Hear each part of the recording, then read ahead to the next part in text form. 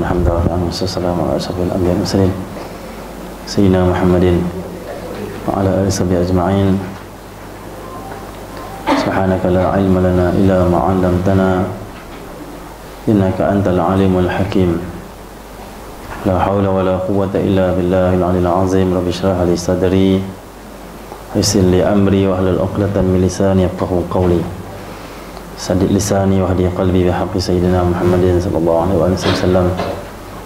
Allahumma salli wa sallim wa barik ala sayyidina Muhammad fatih lima uliqal khatim lima sabaqa nasiril haqqi bil haqq al-hadi ila siratikal mustaqim sallallahu alaihi wa ala alihi wa sahbihi haqqa qadrihi miqdaril azim.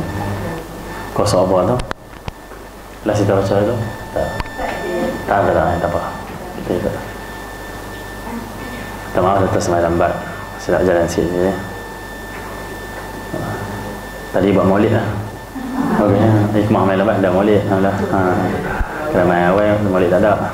Ada. Masya-Allah, kita banyak lah lambat main. Tapi insya-Allah kita tak habis lambat lah. Kita akan ikut masa yang dah atur insya-Allah. Insya-Allah sambung pada kita ikam kita. Kalau tak salah hari itu kita cerita tentang hikam berkenaan dengan Allah Muhammad, harta dunia, harta dunia Allah Muhammad. Dan insya-Allah pada hari ini kita sambung lagi pembacaan kitab hikam kita insya-Allah Allah Muhammad. Kita cerita pasal al-dunya mahmud hiya allati yasubiha fi'lil khair. Tuan-tuan, hari ini kita masuk pada hikam yang baru Allah Muhammad.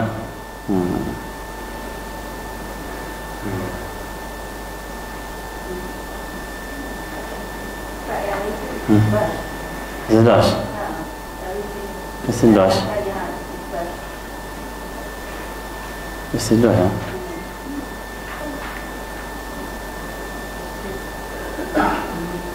Ada istidraj? Tak ada ni.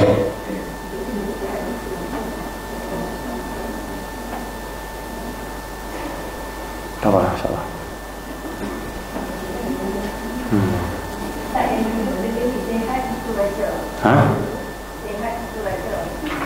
Tak ada lah, saya ada baca.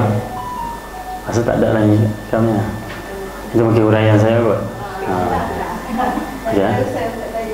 Macam mana? Taja baru. Hari ini kita masuk kalau ikutkan yang saya ingat lah. Kita cerita itu tentang orang yang hamba syahwat, hamba Allah, apa semula wirasah, orang yang jadi pewaris Nabi sallallahu alaihi wasallam. Dan hari ini kita masuk insya-Allah Allah Muhammad bukan dengan Allah Muhammad hikam yang menyebut tentang dunia juga.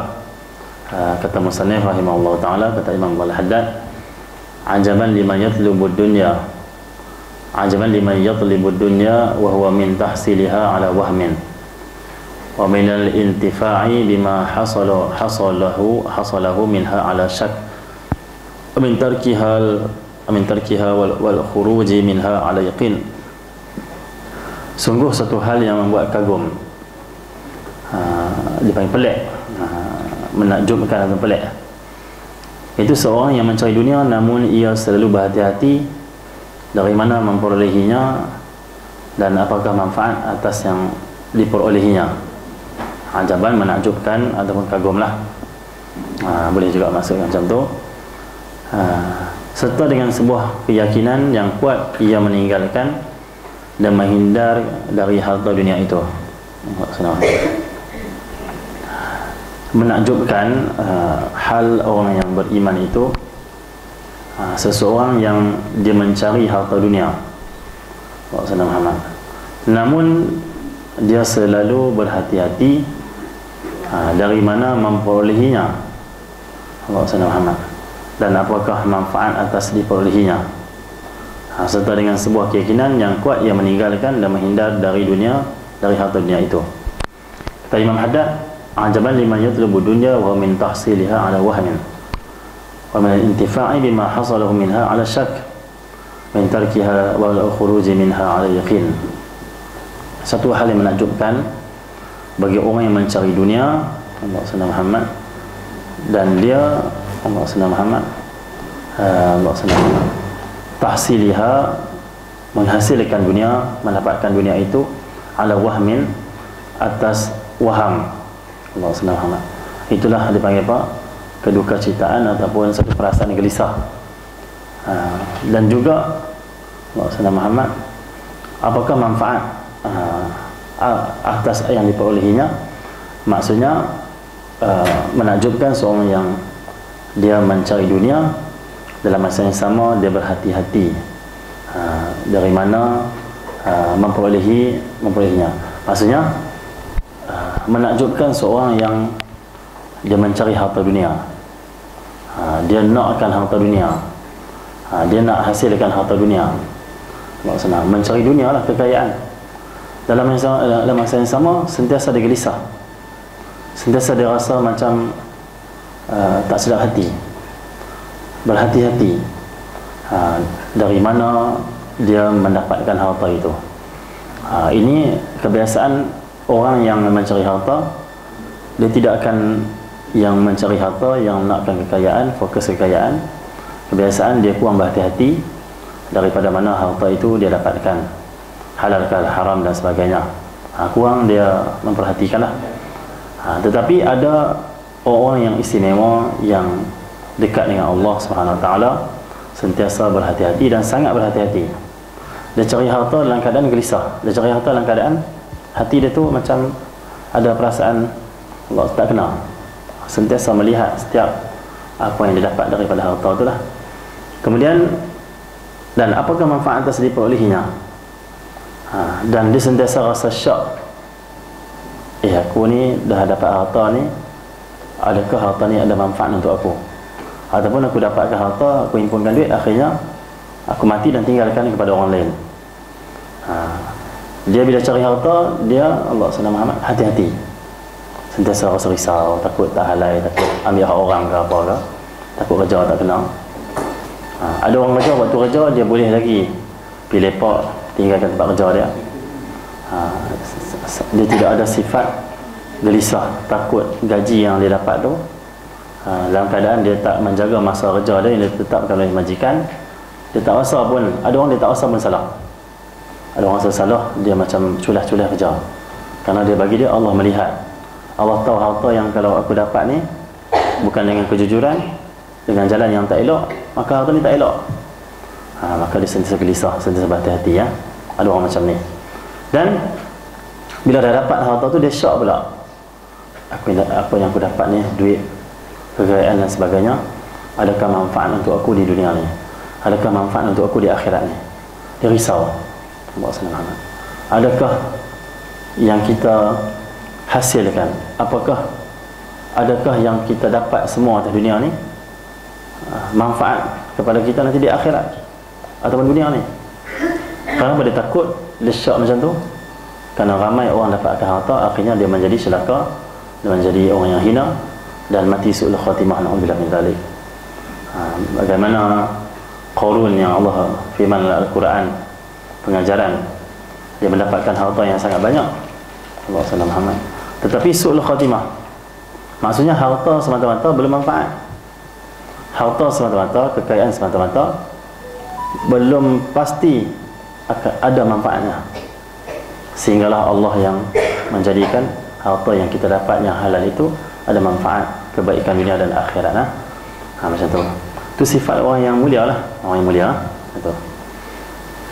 Macam pernah ada seorang mai kepada Sayyidina Uwais Al-Qarni, kata salah. Sayyidina Uwais Al-Qarni ni baju dia dah reput, baju lama, lusuh. Dia hidup dalam keadaan sangat zuhud, miskin lah.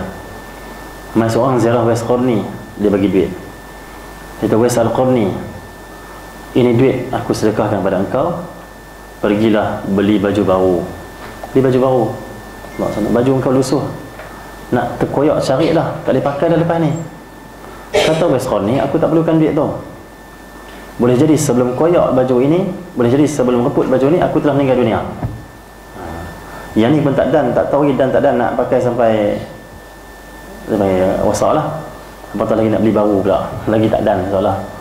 Bagi dia, bagi Uwais Al-Qarni, Allah SWT. harta ataupun duit yang dia dapatkan itu belum tentu lagi boleh digunakan manfaat untuk dia. Boleh jadi mati dulu sebelum digunakan, mati dulu sebelum digunakan, ya. Sentiasa orang beriman itu memperhatikan tentang harta dia.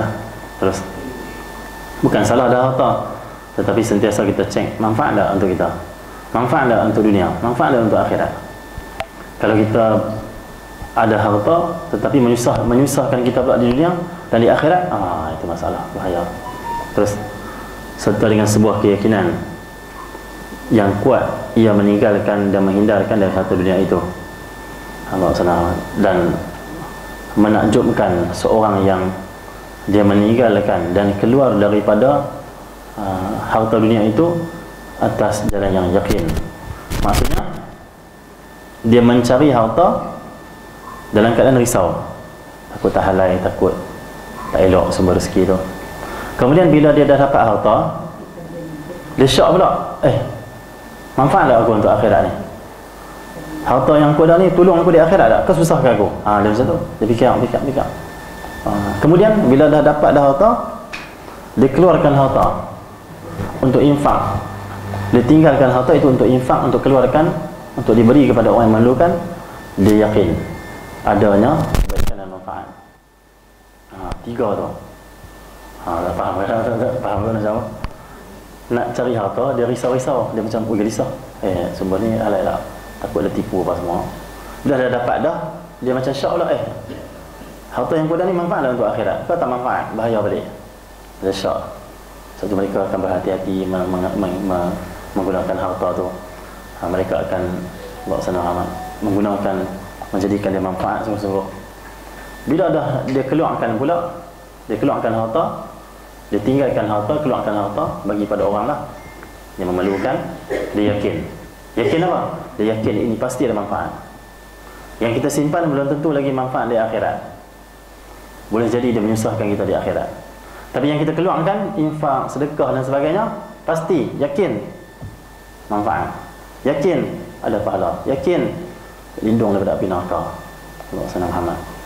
Setiap sedekah kita, itulah dia panggil apa? Benteng-benteng, perisai-perisai daripada api neraka. Ada orang masuk dalam kubur, api neraka main nak bakar dia. Api dalam kubur nak bakar dia. Waktu tu Allah lindungi dia sebab sedekah. Dia panggil apa? Di sekeliling dia tu ada macam perisai tutup. Api membakar luar saja, dalam tak kena. Kenapa? Sedekah. Sebab sedekah. Di mahsyar, panas tu, matahari dekat dengan kepala. Dalam keadaan lapar, dahaga, apa semua. Orang bersedekah dia akan, Nabi bersabda mafhumnya, orang bersedekah dia akan dilindungi oleh sedekahnya. Sebanyak mana kita sedekah, sebesar itulah dia panggil apa? Payung ataupun teduhan yang kita akan duduk di bawah pada sedekah tu. Tak akan kena panas mahsyar. Kita akan duduk sejuk saja. Orang lain panas, kita tak panas. Ini kelebihan sedekah. Harta yang kita keluarkan, yakin manfaat. Harta yang kita simpan, syok. Manfaat tau, syok namanya. Harta yang kita hasilkan, yang kita duduk cari tu, kena ada sikit perasaan, faham. Okey tak ni tau? Halal tau aku ambil ni, hak orang ni. Okey tau ambil. Macam tu lah. Satu setengah orang yang warak, nak berhati-hati, nak jaga diri mereka. Jadi mereka dapat gaji daripada bos mereka, mereka akan keluarkan sikit infak dengan niat, ya Allah, kalaulah aku dah culah kerja, kalaulah aku ada buat kerja tak kena, yang aku buat satu yang tak disukai oleh bos. Contoh bos dia kata keluar makan 1 sampai ke 2, dia lajak sampai ke 2.5, 3, lepak minum dan sebagainya, contohlah. Walaupun bos dia tak marah, walaupun bos dia tak tahu, tapi dia dengan Allah lah, macam mana amanah yang dia jaga tu. Sebagai mereka yang warak, dia akan keluarkan, dapat gaji 5,000, dia keluarkan 1,000, keluarkan 500 dengan niat, hak culai, hak tak elok bukan hak aku sedekah kepada orang. Itu sedekah kepada orang. Itu orang-orang yang warak. Okey, macam tu. Yang kita ambil itu 5,000 gaji kita ada culai, kita ada keluar, sia-siakan waktu kerja kita, amanah. Kalau kita guna harta tu, belum tentu lagi manfaat, boleh jadi hukuman nanti di akhirat. Okey, Allah kata engkau kerja tak patut dapat 5,000. Baca kau ni berapa jam, tapi engkau buat ni dan itu, mengelak, culas. Bahaya. Maka yang kita keluarkan tu yakin selamat, yakin bersih, dan yakin kita akan dapat perlindungan daripada neraka di akhirat. Itu tentang harta, kata Imam Allah bin Alwi Al-Haddad. Terus kemudian Imam Haddad kata lagi, man ta'awwada naqsil azaimi hila bainahu wa bainal ghanaimi. Barang siapa yang suka melanggar kemauan dirinya, maka dia tidak akan mendapatkan keuntungan sedikit pun. Allah SWT. Maksudnya kata Imam Al-Haddad, barang siapa yang Allah SWT suka melanggar kemauannya, Allah SWT, maka ia tidak akan mendapatkan keuntungan sedikit pun. Maksudnya orang yang Allah SWT Muhammad tidak Allah SWT, ataupun orang yang dia panggil apa, suka melanggar kemauannya sendiri, maka ia tidak akan mendapatkan keuntungan sedikit pun. Maksudnya Allah SWT Muhammad, orang yang nak berjalan pada Allah khususnya lah, nak berjalan pada Allah Subhanahu Wa Taala, dalam hati dia ada keinginan-keinginan yang baik, Allah SWT Muhammad. Maka orang yang meninggalkan keazaman yang baik, barang siapa yang dia Allah SWT Muhammad menolak keinginan yang baik yang ada dalam hati dia, pasti dia tidak akan mendapat keuntungan sedikit pun. Allah SWT. Kita tahu mengaji itu kelebihannya besar. Pukul 8 pagi kita duduk siap lah, makan sarapan pagi, semua breakfast, nak main ngaji kuliah duha di Masjid Putra Perdana. Main keazaman hati. Sebab Tok Guru kata lah, mengaji kelebihan besar. Keazaman tu main hati, niat baik pun lintas hati. Tiba-tiba kita kata apa? Tak payah buat pihak ni, nantilah minggu depan habis. Setiap keazaman yang baik kita potong, maka tidak akan dapat keuntungan sedikit pun dalam hidup kita ni. Satu kata ulama, kalau main lintasan lah hati kita, lintasan, contoh hari ni nak ziarah adik-adik Ustaz, hari ni nak pergi ziarah adik-adik Ustaz yang sakit, okey, dah lintas tu keazaman yang baik yang datang dari Allah tu. Tiba-tiba yang kedua dia kata apa? Tak apalah, hari ni rehat dululah, tialah habis. Tak apalah adik-adik, faham aku ni sibuk. Dia main macam-macam. Yang pertama tu daripada Allah, yang kedua dari syaitan. Setiap lintasan yang main hati kita, yang pertama itu dari Allah, kena ingat tu. Yang kedua bukan dari Allah, syaitan. Itu nak keluar rumah, tak sedap hati nak keluar rumah ni, benda tak kena ni, itu dari Allah. Yang kedua dia kata apa? Keluarlah juga, tak ada masalah, apa okey je. Kalau orang ada masalah, kita pergi situ bergaduh dengan orang, kita pergi situ kita melihat satu benda yang tidak baik dan sebagainya. Tapi kalau nak keluar juga, tak mau ikut lintasan yang pertama tu, tak apalah, tawakal, berdoa untuk selamat. Jadi macam tu Maka ingat, setiap lintasan pertama itu dari Allah Subhanahu Wa Taala. Lintasan baik lah, bukan lintasan buruk. Macam tu lintas nak baca Quran Ustaz, nak baca Quran, kita tak pergi lagi, mesti main yang kedua. Dia kata tak apalah, sehari malam lah baca Quran ni, tak apa nak free lagi masa ni, padahal free, kita berehat dulu. Akhirnya siang tak baca Quran, malam tak baca Quran. Lintasan kedua selalu bahaya, dia mengganggu kita ni. Betul ya? Betul ya? Jaga lintasan kedua. Lintasan kedua macam tu. Pertama saja, pakai yang pertama saja. Macam tu yang kedua tu dah tak baik dah. Macam tu, itu daripada Allah yang pertama. Lintas nanti sembahyang duha Ustaz, yang duha 4 rakaat duha. Kemudian mainlah hati, duha ni waktu dia panjang, sampai sebelum zuhur sikit tu ada lagi waktu duha, 12 pun sembahyang duha lagi satu dia. Duha ni waktu dia habis lebih kurang 5 minit sebelum azan zuhur. Habis waktu duha. Dia waktu yang matahari terpacak atas kepala, habis waktu duha. Dia kata sekejap lagi lah, ke sebelah boleh lagi, tak apa, makan dulu, relax dulu apa semua. Yang pertama tu kata sembahyang duha dulu, maka sekejap lagi kita takkan sembahyang duha. Lintasan pertama itulah yang dari Allah, kebaikan. Yang kedua itu daripada syaitan. Itu bahaya. Terus saya ni macam-macam saya hadapi dah benda ni, macam pengalaman kita rujuk guru. Selalu saya kena benda ni, kena kat saya. Lintas hati, nak pergi ziarah Ustaz, pakcik tu dia sakit. Tu yang Ustaz nak pergi ziarah ni, tapi kita sibuk. Bukan nak pergi lintasan kedua, tapi sibuk.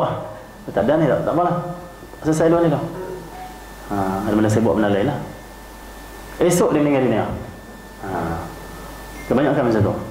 Macam baru ni ada siap masjid, dia bekas siap lah.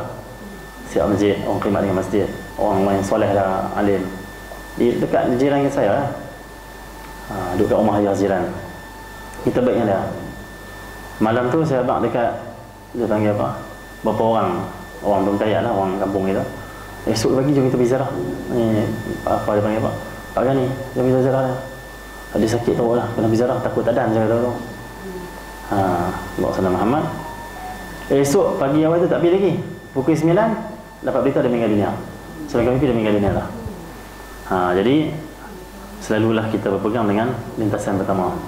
Jadi sibuk sangat dengan perkara baik yang lain. Contoh mengaji, bertembung dia panggil. Perkara kebaikan itu lain. Jangan contoh kita nak rehat saja, untuk kita nak lepak-lepak je sebab nak tolak kebaikan yang main hati kita. Jangan. Nanti kita akan rugi selamanya, kata Imam Haddad. Rugi. Tu rugilah. Nak pergi jumpa kawan kita tu. Mati dah tak jumpa. Masya-Allah. Terus. Itu contoh lah, banyak lagi lah boleh dikiaskan.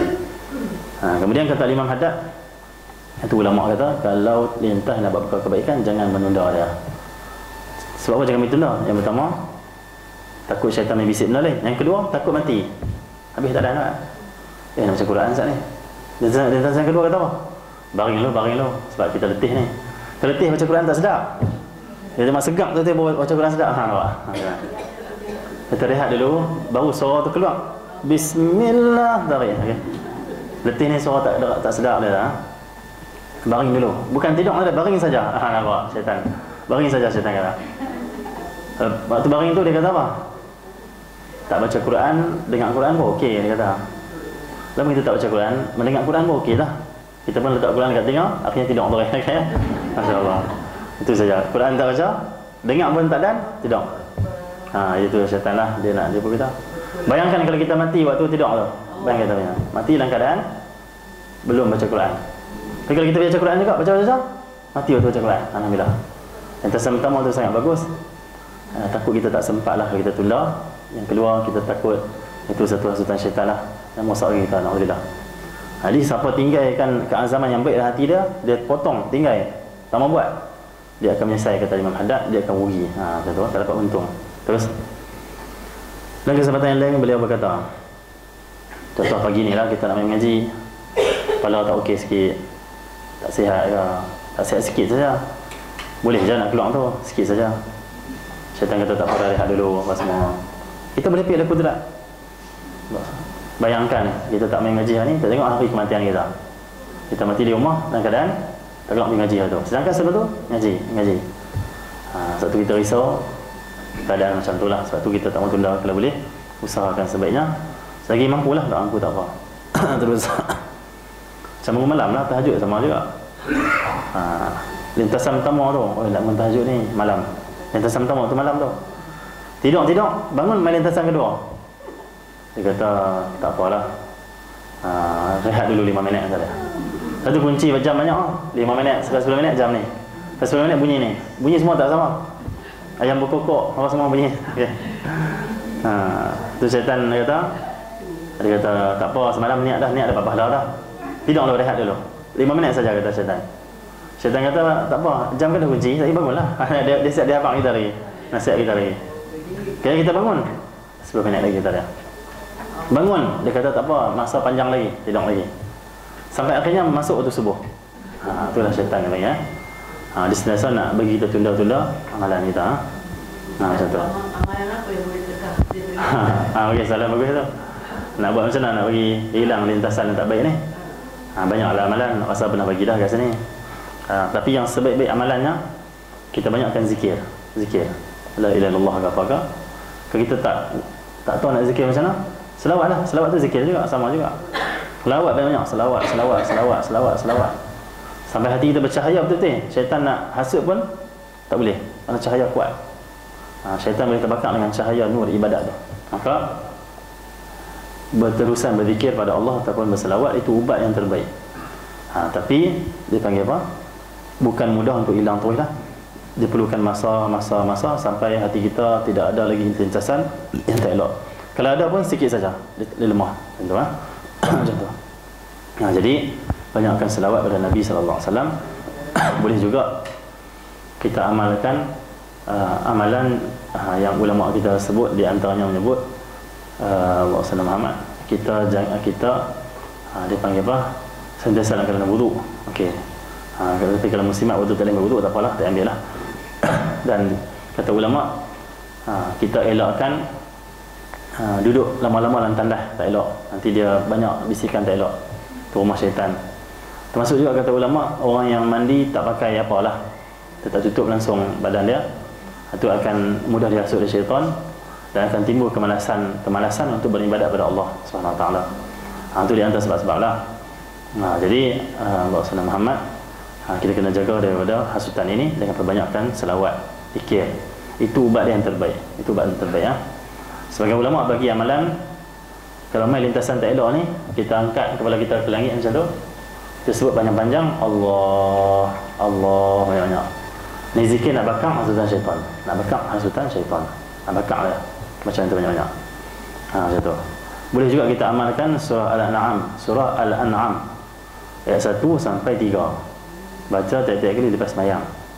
Kata ulama, siapa beramai dengan 3 ayat awal surah Al-An'am, Allah akan jadikan 70 hijab dia dengan syaitan. Hijab tu maksudnya pendinding lah, macam satu lapis, 2 lapis, 70 lapis. Syaitan tak nampak dia. Tu siapa amal tak? Tu disebut dalam kitab Lumatun Aurat. Baca yang tu, syaitan tak nampak kita. Dia susah nak asuh kita. Dia nak asuh pun lambat. Dia tak kuat, lemah. Surah Al-An'am ayat 1 sampai 3. Alhamdulilladzi khalaqas samawati wal ardh wa ja'ala zulmati wal nur thumma alladzi apa semua sampailah ayat ketiga. Ya. Macam itu tu amalan ulama kita lah. Baca tu insya-Allah. Boleh juga nak amal yang lain, demai kacau dalam hati juga, pegang dada. Ini saya dapat dari ulama Madinah. Pegang dada, baca Al-Nashrah sekali, baca Rabbi Shrah li Sadri 7 kali. Kita minta Allah lapangkan dada kita daripada syaitan tu. Niat macam tu lah. Niat, ya Allah, lapangkan dada syaitan. Bukan sekali, bukan 2 kali ni, 100 kali lah ni bisa, insya-Allah. Itu. Kita kena macam tu. Khususnya bagi kak kita atau makcik-makcik kita, sangat kita kena menjaga perkara ni. Kerana di antara tanda-tanda kita dah sampai di akhir umur kita, dekat dengan kematian lah, akan makin banyak hasutan dan bisikan syaitan. Banyak pakcik-pakcik lah yang umur 70, 80 dah main kat saya. Nak buat macam ni ustaz, macam bisikan dia main. Tak lama dia meninggal dunia. Banyak pengalaman kita jumpa orang macam tu. Maksudnya di antara usaha syaitan ni, sebelum kita mati mesti dia nak bagi kita keluar Islam terus, ataupun mati dalam keadaan maksiat. Alhamdulillah. Dia main kot tu, dia main kot ni, main kot ni. Maka kita kena kuatkan dengan hubungan dengan Allah lah. Zikir, selawat penting sangat-sangat. Penting dengan tinggal lah. Dan dekat kita ni orang muda pun sama juga. Orang muda macam orang muda. Semua sama saja. Kita kena ubatilah. Baca pegang dada ni. Al-Nashrah sekali. Rabbi Shrah li Sadri 7 kali. Rabbi Shrah li Sadri. Rabbi Shrah li Sadri.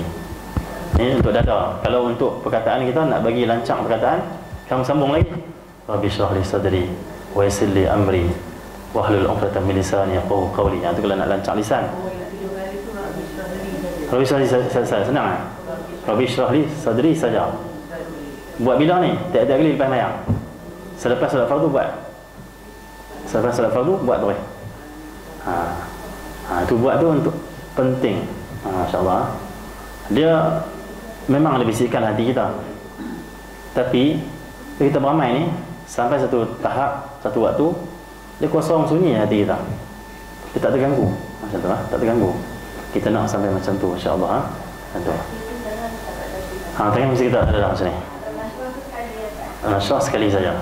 Nak ulang banyak kali, tak apa, 3 kali ke 7 kali lagi bagus. Ulang macam apa? Kalau kita tak boleh semayang apa semua cuti, kita nak zikir boleh. Itu lah. Ataupun Al-Nashrah dia tak mau baca lah. Rabbi Shrah li Sadri, ikutlah. Yang terbaik Al-Nashrah, Rabbi Shrah li Sadri. Ya. Kalau untuk anak cucu, pegang dada depa, baca Al-Nashrah sekali. Dekat wa rafa'na laka dhikrak, ulang 3 kali. Wa rafa'na laka dhikrak, ni amalan lah untuk cucu, untuk anak-anak pegang lidah dia. Wa rafa'na laka dhikrak, baca 3 kali. Amalan daripada ulama-ulama Yaman lah tadi mah. Surah Al-Nashrah, insyirah. Alam nashrah laka sadrak wa wada'na anka wizrak, pegang lidah dia. Anak-anak lah ni. Suami pun boleh agak perhati sangat baca.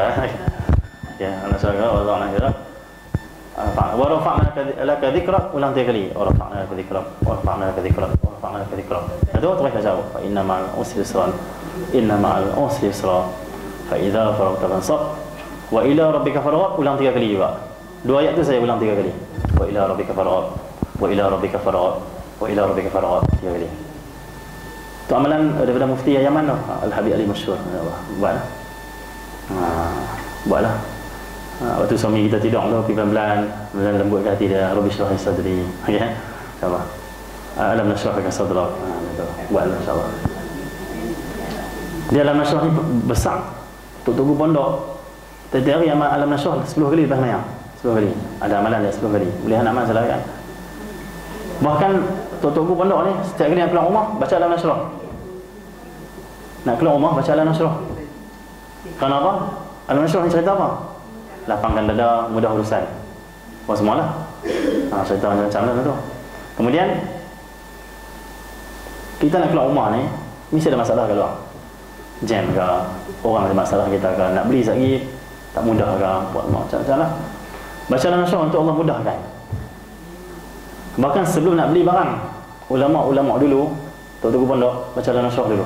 Saya dapat free ataupun murah. Minta dapat free tu lah senang, ya. Macam tu. Alam nashrah penting. Lepas ni cuba amal tengok. Kita nak nasihat suami ni payah sangat. Diriku lebih. Saya cakap banyak lah. Bahasa Kedah lah. Diam. Tak apa, lepas ni kita ada amalan kita lembut dia dulu. Alam nashrah laka sadrak. Abang nak cerita sikit ni, kita ni kena macam ni apa semua. Dia akan tunduk insya-Allah. Dia akan tunduk lah. Macam tu. Kalau jalan kaki dari rumah nak pergi. Boleh? Baca alam nashrah laka sadrak. Dia banyak kali berapa? Kan sekali tu paling kurang. Sayyidina Osman ni sehari ratusan kali, ribuan kali baca alam nashrah. Sayyidina Osman bin Affan sampai Allah bagi kekuatan hafalan kat dia. Alam nashrah ni macam-macam boleh. Untuk warak boleh, untuk jadi orang soleh boleh, untuk mudah urusan boleh, untuk lapang dada, untuk kuatkan iman, semualah dalam tu. Semua dalam tu. Untuk dapat kemuliaan semua. Alam nashrah. Baca alam nashrah apa pun insya-Allah. Macam tu. Dia ada lagi sebenarnya satu selawat tu. Selawat Allahumma salli sallim. Selawat syajarah dia panggil. Itu pun besar juga. Itu ke arah macam tu juga. Tu. Sampai selawat tu ada cara dia amal. Contoh kita tak ada tanah, nak beli tanah. Baca selawat tu. Dan satu hari dapat tanah. Sama ada kita Allah mudahkan duit ataupun orang bagi kita tanah, ataupun dimudahkan, murah saja kita boleh beli tanah. Tak ada rumah, tak ada tanah, yang belum kahwin, insya-Allah semua dah kahwin lah, insya-Allah. Entah tak jumpa jodoh lah. Boleh. Selawat ni sangat mujarab. Selawat karangan Syekh Sayyid Ahmad Badawi, Sidi Ahmad Badawi. Yang dia karang selawat yang pendek, Allahumma salli wa sallim ala nuril anwar sirril asrar. Selawat ni Sidi Ahmad Badawi. Itu selawat pendek dia panggil. Dia karang selawat pendek. Selawat panjang dia nama selawat syajarah.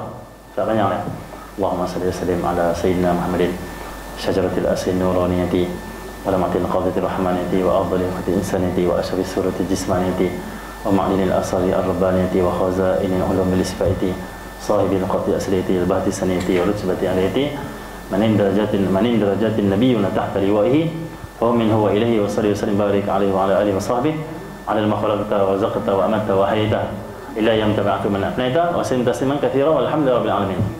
3 kali lepas maghrib, 3 kali lepas isyak. Itu dia kan panjang. Panjang insya-Allah okey. Selawat syajarah.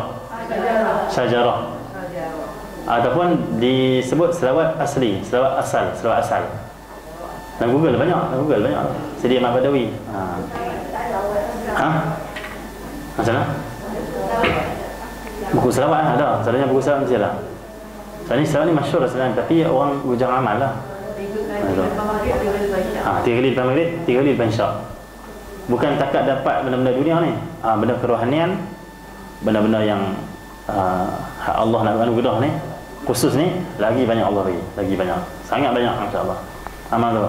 Okey, tak banyak pun sebenarnya, sikit saja. Mula-mula kita baca tu jadi panjang, lama-lama bila kita amal dia rasa pendek, contohlah. Masya-Allah. Bolehlah nak amal tu. Saya kat semua mengajikan saya kat sana semua saya bagi. Tak tahu dari amal ke lah, tapi duduk suruh amal lah. Jadi saya dapat ijazah daripada Tunggu Haji Ayub. Pak Suyuk ni wali Allah di Kedah lah. Pak Suyuk ni pernah dulu dia pergi ke petani. Pertama kali dia pergi ke petani, dia zarah pondok Bapa Mak Mawi. Seluruh guru pondok di petani main ke pondok ni, nak jumpa dengan Pak Suyuk ni, Tunggu Haji Ayub ni. Kata dia wali Allah Subhanahu Wa Taala. Masyaallah kewalian dia. Dia guru pada Syekh Nasri. Syekh Nasri boleh baca kitab Ihkam semua. Siapa yang ajak, siapa yang bagi izin, yang suruh Pak Suyuk, Tunggu Haji Ayub. Tak tahulah jemaah kita besar sejarah ke tak. Saya pun mengaji juga Pak Suyuk. Sekarang meninggal dah. Dia meninggal 2020. 3 tahun dah meninggal ya. Oleh Allah, guru mursyid masya-Allah. Dia bagi saya ijazah tu, dia suruh saya baca sesuatu amal. Kalau tinggal dia marah. Dan bila kita amal tu memang macam-macam lah. Allah buka bagi tu benar-benar baru banyak. Jadi boleh kita amal 3 kali lepas maghrib, 3 kali lepas isyak. Kalau nak buat sembuh penyakit daripada sihir, kena baca 40 kali. Ada cara dia pula. Ada cara dia, tak apalah, tak lagi lah kita tengok sekali kadang kita tengok sikit. Kita tengok kitab kita tu insya-Allah. Macam tu. Dan selawat ni semua ada. Nanti orang kata, macam mana boleh Ustaz kata semua ni ada? Yang pertama, selawat tu limpahan rahmat dari Allah. Rahmat semua ada. Dan itu pengalaman ulama dia panggil. Contoh kita baca tiap-tiap hari selawat 300 kali contoh. Sehari pertama 300 kali. Sebelum ramai lain diri kita dan juga apa yang kita lalui lah. Lepas selawat lain. Itu apa dia tu? Itu kita dapat satu pengalaman daripada pengamalan kita tu, amalan pengalaman kita. Yang itu dipanggil kelebihan. Kelebihan bukan hanya disebut hadis Al-Quran, kelebihan juga apa yang kita lalui dah. Maka ulama yang beramal dengan selawat dengan jumlah sekian-sekian, 4,444 lah, semua macam-macam lah. Kenapa mereka kata ada kelebihan ni? Mereka dah telah melaluinya. Contoh lah. Satu memang dah rahmat lah. Nabi sebut satu selawat kita pada Nabi 10 rahmat Allah. Semua dah lah. Maka dalam rahmat tu banyak lagi kelebihan yang lain dalam rahmat. Tak apalah. Kita ambil satu lagi. Kesedah kita tutup lah. Ada kenuri apa ni? Kenuri tak ada? Ada, hari ni ada makan di kedai masing-masing insyaAllah. Restoran masing-masing insyaAllah. Dari rumah masing-masing insyaAllah. InsyaAllah. Tak apalah. Kemudian kita buat amalan, nak beli je dapat free. Okay, lawa-lawa. Itu fadilah lah, kelebihan. Saya kalau pergi makan lah, belah Kedah lah, tak pernah bayar. Semua bayar. Bukan semua bayar. Dapat, tu lah orang kenal. Bayar, Alhamdulillah. Itu. Beli pun semua dapat murah. Ustaz lah, okey, ambil. Semua free. Alhamdulillah. Okay, itu. Sebenarnya bukan tak mesti ustaz dan sebagainya. Dia atas kehendak Allah lah semua tu. Dan ada sebab-sebab dia. Di antara yang saya baca, amalan tu lah. Amalan tu.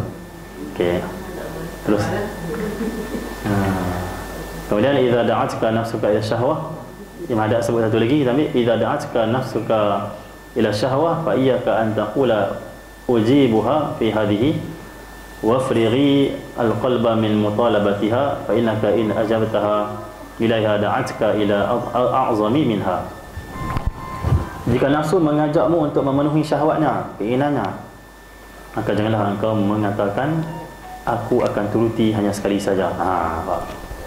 Wahai, kata Imam Haddad, Allah sallallahu Muhammad, wahai Allah sallallahu Muhammad, saudaraku, kosongkanlah hatimu dari keinginan untuk memenuhinya, nafsu itu. Kerana jika engkau memenuhinya, maka ia akan mendorong untuk berbuat yang lebih besar dosanya dari perbuatan pertama itu. Jangan sekali-kali, kata Imam Haddad, bila nafsu mengajak kita buat sesuatu keinginan syahwat, kita kata aku akan ikut nafsuku sekali ni. Jangan kata sekali ni. Contoh dia kata, contoh di antara keinginan nafsu syahwat ni nak tidur banyak, makan banyak, cakap banyak. Di antaranya maksiat lah, maksiat macam-macam lagi lah. Segala jenis kehendak nafsu, syahwat dan sebagainya, Dan sekali saja kita ikut dia, berkali-kali dia akan suruh kita ikut dia. Sebab tu yang jadi kadang-kadang tu mengaji dia ditunda banyak. Tak hari mengaji, satu hari nafsu kata apa? Hari tak payah ngaji, tiada apa semua, kita rehat sehari ni. Minggu depan dia nak rehat juga, tengok. Sekali saya kita bagi pada dia, berkali-kali kita akan ikut dia. Tu sifat nafsu. Dekat minggu depan tu lagi kuat. Kita tak payahlah, kita pun okey lah. Sekali saya kita bagi dia tak akan lepaskan kita. Maka kata Imam Haddad, kosongkan hatimu daripada keinginan untuk ikut dia. Dia main je, tak mau ikut. Dia main, tak mau ikut. Walaupun dia pujuk, dia kata sekali ni, sekali ya. Last. Buat je, bukan last. Lagi. Itulah sifat nafsu. Sampai akhirnya, mula-mula dia ajak kita buat benda-benda kecil-kecil. Last bila kita lemah, ikut, dia ajak kita buat perkara yang lebih besar lagi, dosa yang lebih besar lagi. Masya-Allah, itulah dia panggil apa? Nafsu. Kita kena sekat awal dia tak balas sekat itulah.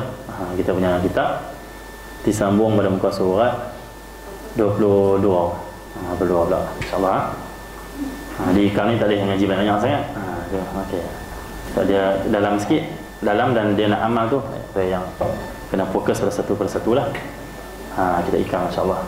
Jadi untuk selawat tadi tu, saya nak bagi sikit cara amal dia lah. Okey, Ustaz. Bapak Sayyidina Muhammad, tengok Ustaz nak simpan selawat. Okey. Tapi sebenarnya kita buat, saya panggil apa? Sebenarnya kita buat 3 kali lepas maghrib, 3 kali lepas insya-Allah, banyak dah Allah nak bagi tu nugrah dia tu. Okey, saya tengok tulisan.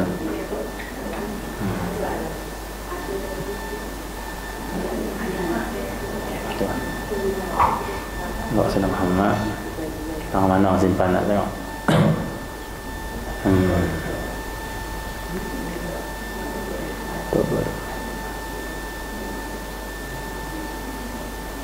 Kalau ada kita bagilah, kalau tak ada tak apalah.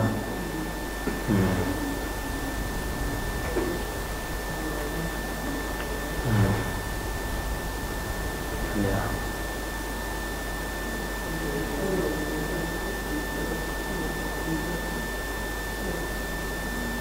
Okey. Ada. Alhamdulillah ada jumpa. Ada rezeki. Okey. Saya bagi cara-cara nak amal lah. Kalau kita ada hajat apa ni. Ada juga sebagian ulama menamakan dia selawat Badawiyah Kubra. Selawat Badawiyah Kubra. Selawat Sidi Ahmad Badawi yang besar lah. Ya. Terus banyak di YouTube ada baca buat lagu apa semua. Tapi kita nak amal tu lah tiap-tiap hari tu yang sangat masya-Allah tu. Tengok Ustaz, kita tengok Ustaz tentang ni. Bapak Sayyidina Muhammad.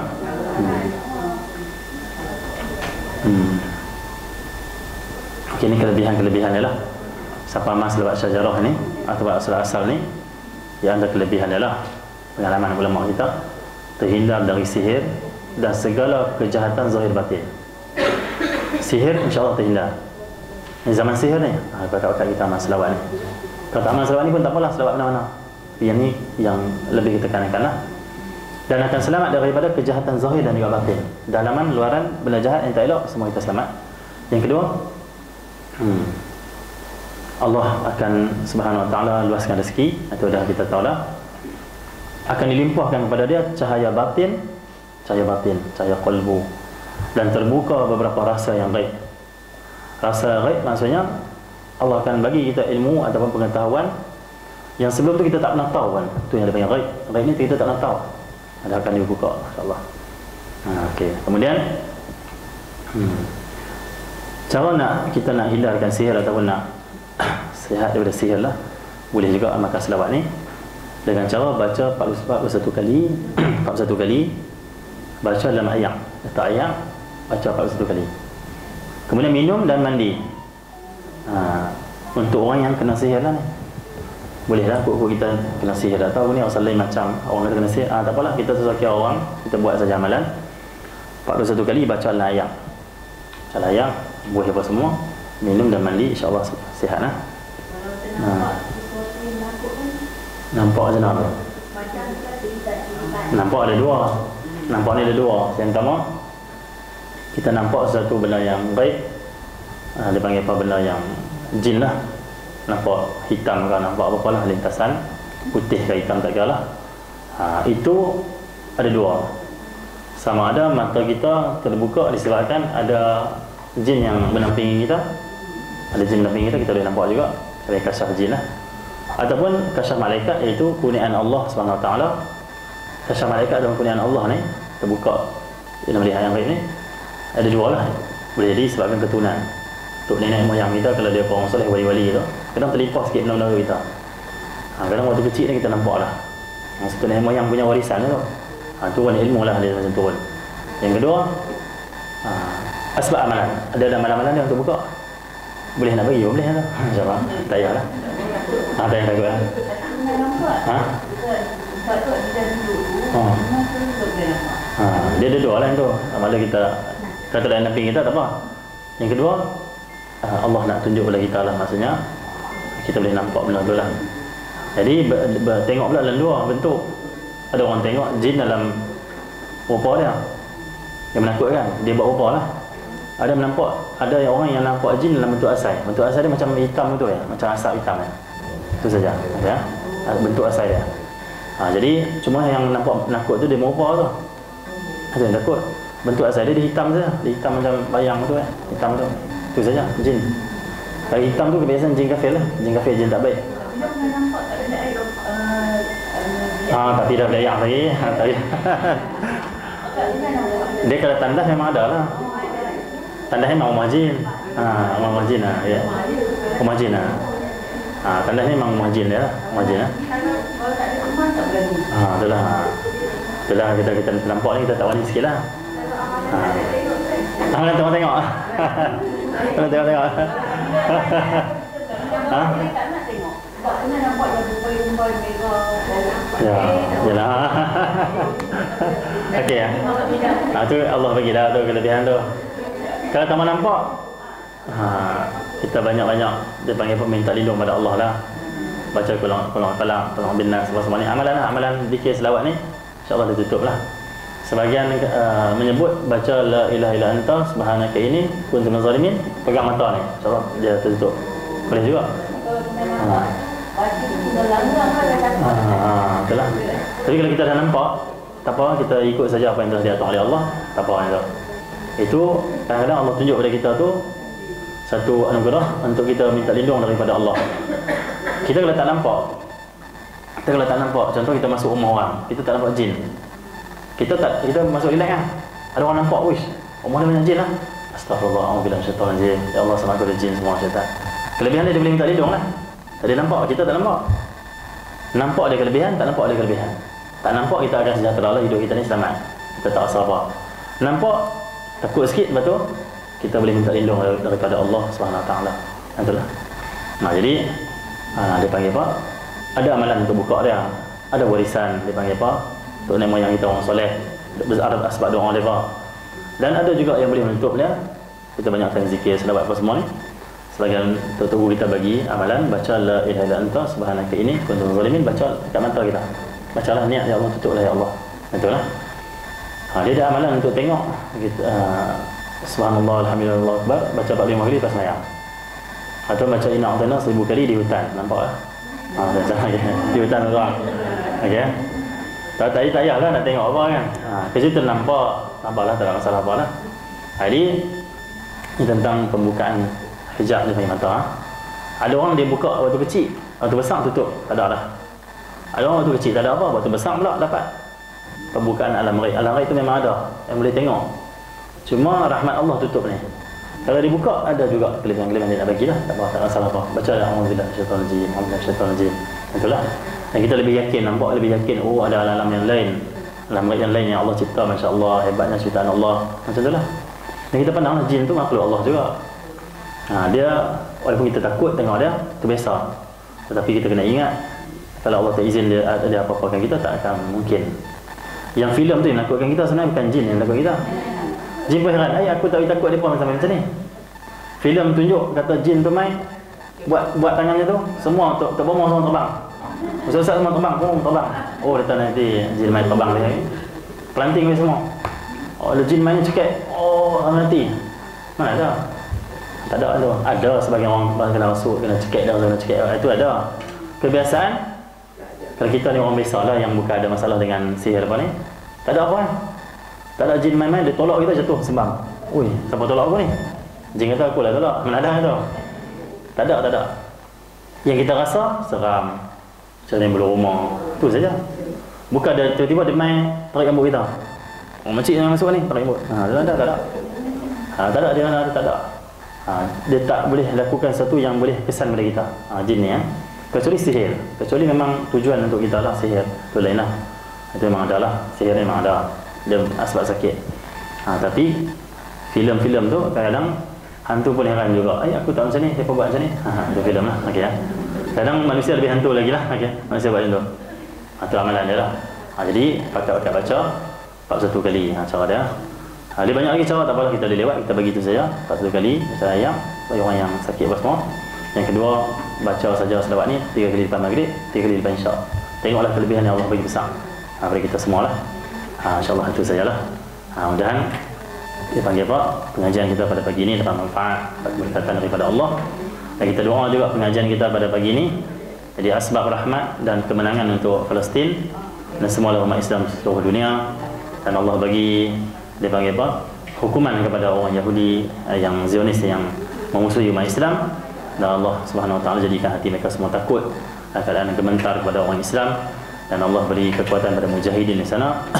Allah buka hati-hati orang Islam untuk berjihad di sana, memperjuangkan agama Allah, mempertahankan tanah air, mempertahankan bumi umat Islam, bumi yang telah disabdakan, yang telah Isra Mi'raj Nabi sallallahu alaihi wasallam Masjid Al-Aqsa. Kita doa macam itulah setiap hari. Dan Allah beri kemenangan pada mereka semua. Dan Allah beri kesembuhan dari segala penyakit kita semua. Allah beri taufik, Allah pelihara hati kita daripada hasutan syaitan. Allah bersihkan jiwa kita, lapangkan dada kita. Yang berkat Nabi Muhammad sallallahu alaihi wasallam. Rabbana atina fid dunya hasanah wa fil akhirati hasanah wa qina adzabannar. Sallallahu alaihi wasallam. Alhamdulillah rabbil alamin.